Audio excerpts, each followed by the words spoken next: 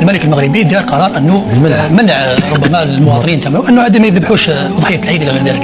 ماذا قال الشرع في هذا الاطار؟ العلماء يقولون الشيء السيء من معدنه لا يستغرب، وانك لا تجني من الشوك العنب. انت ما تروحش السدرايه فيها الشوك تحاول تدي منها العنب، تدي منها الشوك.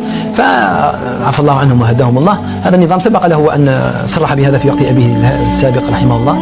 هذا الامر انا ما عجبنيش الاستدلال، ربما جاء له به من بعض الدوائر الدينيه، قالوا له النبي عليه السلام ذبح كبشين وقال هذا عني وعن امتي. اولا النبي عليه السلام ذبح عن امته من لم يضحي على سبيل المواساه المعنويه عبر التاريخ. مش معقول الكبش واحد اصلا لا يجوز الاشتراك في الكبش.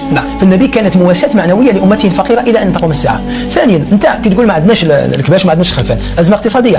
قول اللي قادر يضحي واللي مش قادر لا عليه شيء، ما راح نلزموه ما راح نحاسبوه ما والو. اما تمنع القادر فليس لك حجه وليس لك عذر.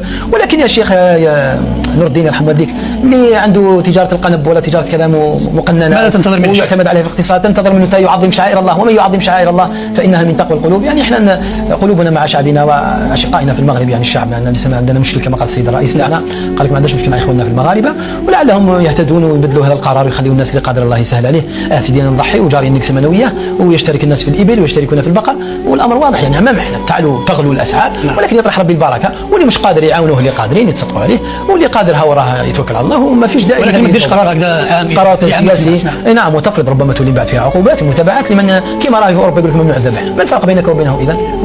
بعض